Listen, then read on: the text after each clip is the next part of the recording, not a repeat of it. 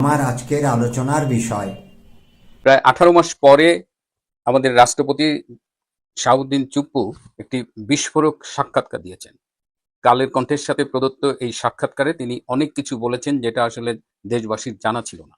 তিনি অনেক কথা বলেছেন, এটা যেমন সত্যি, আবার বেশ কিছু কথা তিনি বলেনও নি, যেটা আমরা আশা করি কোনো একদিন হয়তো তিনি বলবেন বা সেই সত্য প্রকাশ পাবে। ডক্টর ইউনূস অবৈধভাবে ক্ষমতা ছিল কিন্তু এই বঙ্গভবনের দিকে। তিনি যেভাবে চলে গেলেন নির্বাচন দিয়ে, এটি তার মূল পরিকল্পনায় ছিল না। তিনি যেতে চাননি, তিনি আমৃত্যু ক্ষমতায় থাকতে চেয়েছিলেন এবং এ কারণে ইউনূস সেন্টার সহ শিবিরের বট বাহিনী তারা একটা ন্যারেটিভ ছড়িয়ে দিয়েছিল যে স্যার আপনি থাকেন 5 বছর, 10 বছর কিংবা 50 বছর, আপনি যাবেন না স্যার, এরকম একটা ন্যারেটিভ কিন্তু সুপরিকল্পিতভাবে ছড়ানো হয়েছিল। এবং তাদের যে মূল প্ল্যান ছিল, যদি জামাতে ইসলাম ক্ষমতায় আসতো তাহলে কিন্তু ডক্টর ইউনূস নিশ্চিত প্রেসিডেন্ট। এমনকি লন্ডনে তারেক রহমানের সাথে যে মিটিংটা হয়েছিল গত বছরের 13ই জুন, সেখানেও কিন্তু একটা আকারে ইঙ্গিতে বলা ছিল যে সার্বিক সক্ষম থাকলে ডক্টর ইনুসকে রাষ্ট্রপতি করার ব্যাপারটা বিএনপি বিবেচনা করবে। এখন তো বোঝা যাচ্ছে সেটা ছিল আসলে কথার কথা বা ইনুসকে দেওয়া একটা টোপ। ইনুসের এই রাষ্ট্রপতি হবার জন্য প্রথম দরকার ছিল হলো যে এই রাষ্ট্রপতি শাহাবুদ্দিন আহমেদ চুপ্পুকে তার পদ থেকে সরানো। এবং সাক্ষাৎকারে চুপ্পু অনেক কিছুই বলেছেন। তাকে সরানোর জন্য ছাত্র আন্দোলন, ইনকিলাব মঞ্চ, এরকম নানান রকমের মঞ্চ এনে তার বঙ্গভবন ঘেরাও পর্যন্ত করা হয়েছে এবং বঙ্গভবন লুটপাট করার জন্য তার পেছনে ঠেলা গাড়ি, ভ্যান ট্যান নিয়েও রেডি ছিল। অন্তত 5 বার চেষ্টা করা হয়েছে শাহাবুদ্দিন আহমেদ চুপ্পুকে রাষ্ট্রপতি পদ থেকে সরিয়ে দেওয়ার জন্য, এবং 5 বারই খুব সিরিয়াসলি। তিনি বলেছেন একজন উপদেষ্টা তাকে সরানোর ব্যাপারে খুব সক্রিয় ভূমিকা রেখেছে, সেই উপদেষ্টাটি আসিফ নজরুল। আসিফ নজরুল আর রেজওয়ানা চৌধুরী, এই 3জন উপদেষ্টা এবং ডক্টর ইউনূস, এই 4জন ছিল মূলত বিভিন্ন পর্যায়ে শাহাবুদ্দিন চুপ্পুকে রাষ্ট্রপতির পদ থেকে সরানোর জন্য। এবং এই আসিফ নজরুল তখন রাতের পর রাত প্রধান বিচারপতি সৈয়দ রিফাত আহমেদের বাসভবনে গিয়ে পড়ে থাকতেন, বিভিন্ন বিষয় নিয়ে আলাপ করতেন। প্রধান বিচারপতির বাসভবনে এর আগে প্রতিদিন এত লোকের সমাগম কখনোই দেখা যায়নি। সন্ধ্যা হলেই সৈয়দ রিফাত আহমেদের বাড়িতে যেন পার্টি বসতো। মানে তিনি লোক আসরে আসিফ নজরুল প্রায়ই যেতেন এবং আসিফ নজরুল্লাহ চেয়েছিলেন যে চুপ্পুকে সরিয়ে সেখানে সৈয়দ রিফাত আহমেদকে বসাতে, কিন্তু সেই সময়ের প্রধান বিচারপতি সৈয়দ রিফাত আহমেদ এই অসাংবিধানিক উপায়ে চুপ্পুকে সরিয়ে নিজে রাষ্ট্রপতি হতে চাননি। এই কারণে আসিফ নজরুলদের প্রধান বিচারপতি কেন্দ্রিক যে প্ল্যানটা ছিল সেটা ভেস্তে গেছে। এরপরে তারা চেষ্টা করেছে মব সৃষ্টি করে, গণভবন যেমন ভাঙচুর করেছে সেরকম বঙ্গভবন ঘেরাও করে ভাঙবিতাড়ন করতে, সেটাও তারা পারেনি। আমাদের রাষ্ট্রপতি বলেছেন যে তিনি একটা দৃঢ় অবস্থান নিয়েছিলেন সাংবিধানিক ধারাবাহিকতা বজায় রাখবার জন্য, এবং তাকে সহায়তা করেছিলেন বিএনপি এবং সশস্ত্র বাহিনী। একথা সত্যি যে বিএনপি এই জায়গাটায় সাংবিধানিক ধারাবাহিকতার পক্ষে অবস্থান নিয়েছিল এবং তারা শাহাবুদ্দিন চুপ্পুর পক্ষেই ছিল। সশস্ত্র বাহিনীর 3 বাহিনীর প্রধান, বিশেষ করে সেনাবাহিনীর প্রধান জেনারেল ওয়াকার, তারাও বাহিনীর একদম হেড হলো রাষ্ট্রপতি।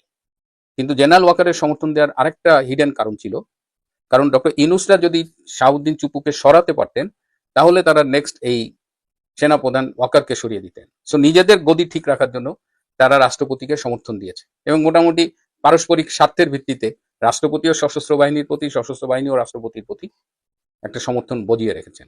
এ কারণে ইনুসের জন্য খুব ডিফিকাল্ট হয়েছে। ইনুস পলিটিক্যালি চেষ্টা করেছিল যে ভিডিওটি না টেনে সম্পূর্ণ দেখার অনুরোধ রইল। আর যারা আমার চ্যানেলটি এখনও সাবস্ক্রাইব করেনি, সাবস্ক্রাইব করে নেবেন। এখন মূল ভিডিওটি দেখুন। বিএনপির সাথে যারা জোটবদ্ধ ছিল বা বিএনপির পক্ষে, তারাও চায়নি। তো আলটিমেটলি মেজরিটি শাহাবুদ্দিন চুপ্পুর এ ধরনের অপসারণের পক্ষে ছিল না। সো ইনুসের এই অপচেষ্টাটাও ব্যর্থ হয়েছে।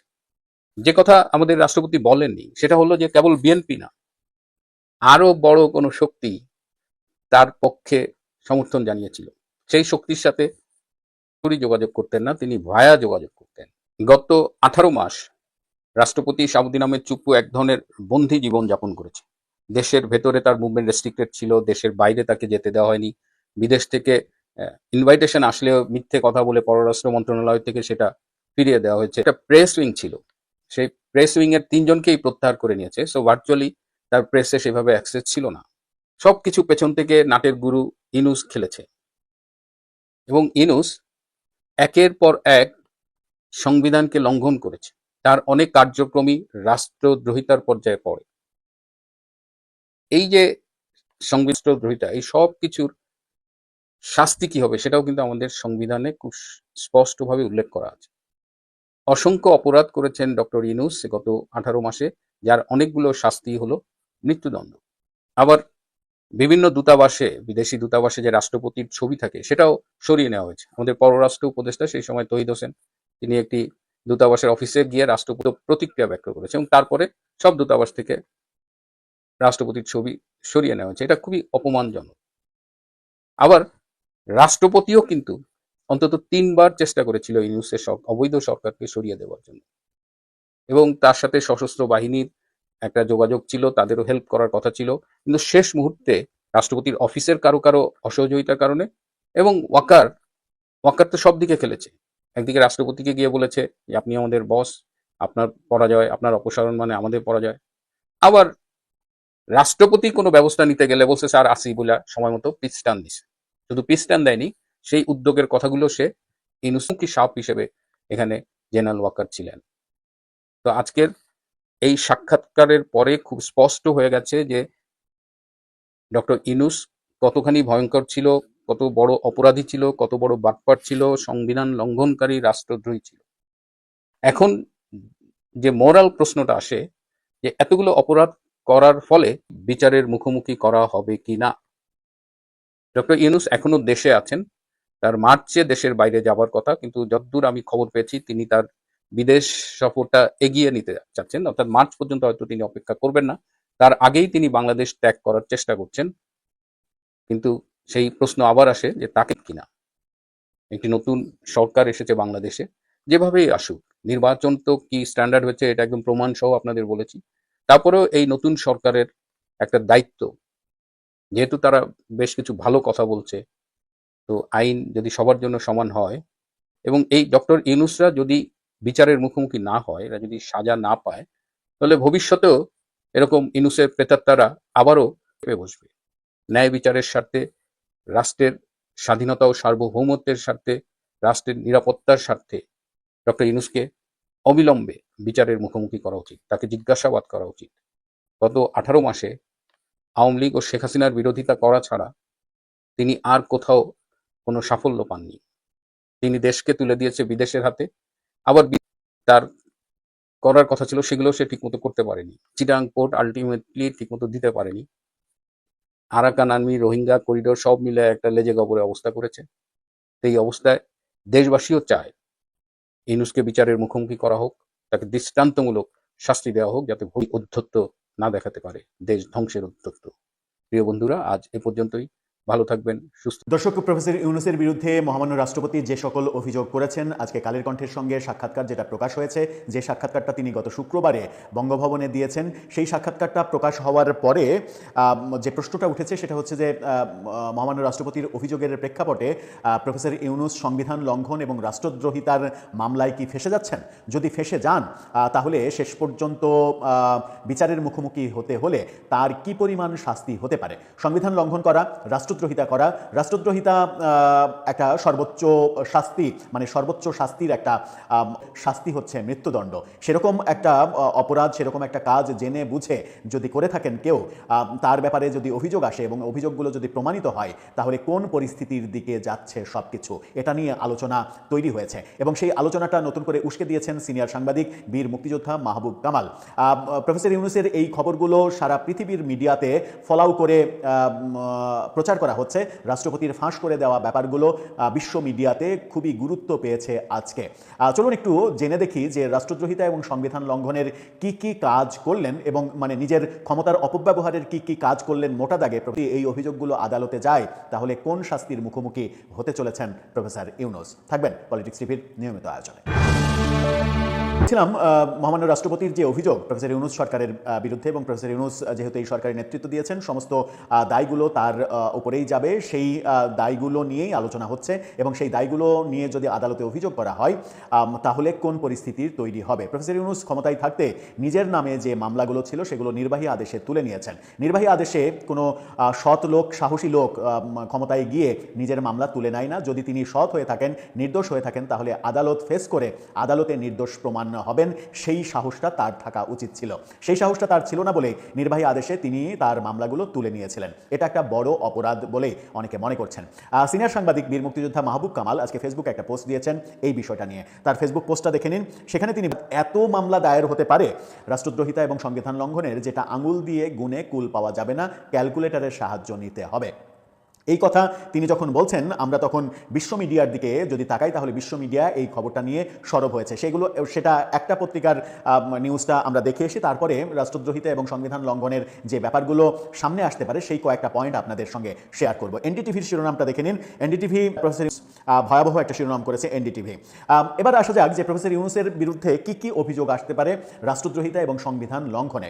প্রফেসর ইউনূস তার 1.5 বছরে রাষ্ট্রপতিকে ব্যবহার করে 132টি অধ্যাদেশ জারি করেছেন, যে অধ্যাদেশগুলোর ম্যাক্সিমাম অধ্যাদেশই হচ্ছে আইনসঙ্গত নয়।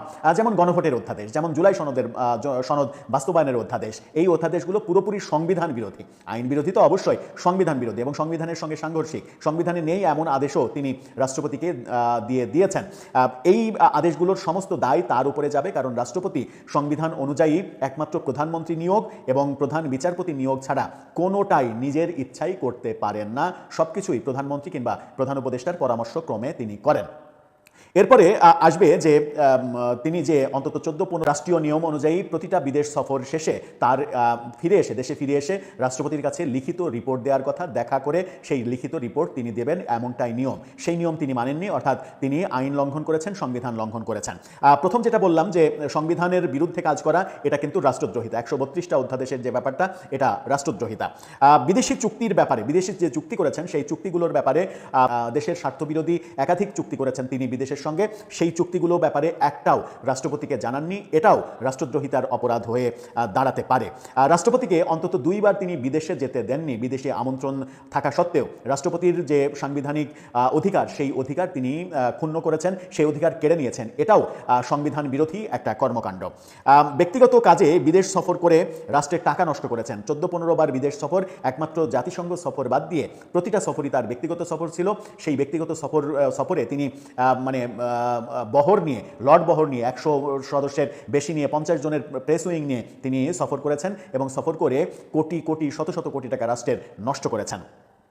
নিজের মামলা নির্বাহী আদেশে তুলে নিয়েছেন, যেটা বললাম যে নিজের মামলা, সেই মামলা ফেস করার তার সাহস ছিল না বলে নিজের মামলা নির্বাহী আদেশে তুলে নিয়েছেন। এখন যে কেউ যদি এই ব্যাপারে একটা রিট করে তাহলে সেই নির্বাহী আদেশের ব্যাপারটা উঠে যাবে, অথবা বিএনপি সংসদের প্রথম অধিবেশনে 30 দিনের মধ্যে যদি এই আদেশ পাশ না করে, প্রফেসর ইউনূসের এই নির্বাহী আদেশে মামলা তুলে নেওয়ার এই আদেশ যদি পাশ না করে, বৈধতা যদি না দেয়, তাহলে অটোমেটিক সেই মামলাগুলো আবারও সক্রিয় হয়ে যাবে। 666 কোটি টাকার কর মওকুফ করে নিয়েছেন তিনি রাষ্ট্রীয় ক্ষমতা ব্যবহার করে। এটাও তিনি করতে পারেন না, সংবিধান অনুযায়ী তিনি এটা করতে পারেন না। এটা রাষ্ট্রের অনেক বড় একটা ক্ষতি। রাষ্ট্রপতিকে উৎখাতের ষড়যন্ত্র করেছেন, সেটা রাষ্ট্রদ্রোহিতার একটা বড় অপরাধ। রাষ্ট্রপতিকে উৎখাতের যে ষড়যন্ত্র তিনি করেছেন, তিনি এবং তার উপদেষ্টারা করেছেন, সেটা রাষ্ট্রপতি নিজে মুখে অভিযোগ করেছেন কালের কণ্ঠের কাছে। কনফ্লিক্ট অফ ইন্টারেস্টের ব্যাপার এসেছে বারবার। তার আমলে বিভিন্ন প্রতিষ্ঠানকে অনেক লাইসেন্স দিয়েছেন, গ্রামীণ ফোনকে বিশেষ সুবিধা দিয়েছেন, বিনা টেন্ডারের তরঙ্গ বরাদ্দ দিয়েছেন। এই কাজগুলো তিনি প্রতিনিয়ত করেছেন। গ্রামীণের জনশক্তি রপ্তানি, গ্রামীণের ওয়ালেট, গ্রামীণের বিশ্ববিদ্যালয়, গ্রামীণের এমন কোনো সেক্টর নেই যে গ্রামীণের তিনি লাইসেন্স দেননি। এটাও তিনি ক্ষমতার অপব্যবহার করেছেন। এই যে লাইসেন্স প্রতিষ্ঠানগুলো তিনি বলেন যে একটারও মালিক তিনি না, সেটার প্রমাণ গতকালকেই আমরা দেখেছি। ইউনুস সেন্টারে গ্রামীণের যত প্রতিষ্ঠান আছে সব প্রতিষ্ঠানের এমডিরা তার সঙ্গে মিটিং করতে এসেছিলেন। প্রতিষ্ঠান কিভাবে চলছে না চলছে এই 1.5 বছর ঠিকভাবে খোঁজখবর নিতে পারেননি, সেই কাজগুলো তিনি ইউনুস সেন্টারে বসে থেকে করেছেন। এই প্রতিষ্ঠানগুলো যে তারই, এটা গতকালকে আবারও প্রমাণ হয়েছে এবং পত্রিকায় এসেছে। এটা মাত্র বললাম, কিংবা আমার ইনফরমেশনের অ্যাভেলেবিলিটি এত বেশি নেই বলে আরও অনেক তথ্য হয়তো আপনাদেরকে আপনাদেরকে দিতে পারছি না, যেগুলো ইনভিজিবল তথ্য রয়েছে, সেই তথ্যের ভিত্তিতে মাহবুব কামালের কাছে আরও অনেক তথ্য রয়েছে। তিনি জান্দ্রেল একজন সাংবাদিক, সেই কারণেই তিনি বলেছেন যে হাতের আঙুল গুনে এই সংখ্যা নির্ধারণ করা সম্ভব নয়, যে রোহিতার কত অপরাধ করেছেন সেই হিসাব করতে হলে ক্যালকুলেটর লাগবে, এবং মামলার কথা বলেছেন তিনি। এখন তাহলে পরিস্থিতি কি দাঁড়াবে? এখন পরিস্থিতি কি এরকম দাঁড়াবে যে প্রফেসর ইউনূসের বিরুদ্ধে এখন মামলা দায়ের হতে থাকবে, এবং সেই মামলা দায়ের হতে থাকলে তাকে এমন জেলে তো যেতে হতেই পারে বটে। রাষ্ট্রদ্রোহিতার অভিযোগ যদি প্রমাণিত হয় তাহলে রাষ্ট্রদ্রোহিতার সর্বোচ্চ শাস্তি, যার চাইতে বেশি শাস্তি আর নেই, সেটাই কি হয়ে যেতে পারে প্রফেসর ইউনূসের? এরকম দিনও কি আমাদেরকে দেখতে হবে?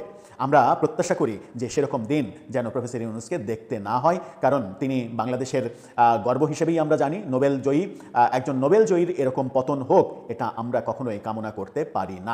প্রিয় দর্শক, এতক্ষণ ভিডিওটি দেখে কেমন লাগলো অবশ্যই আমাদেরকে কমেন্টে জানিয়ে দেবেন। সবাইকে ধন্যবাদ।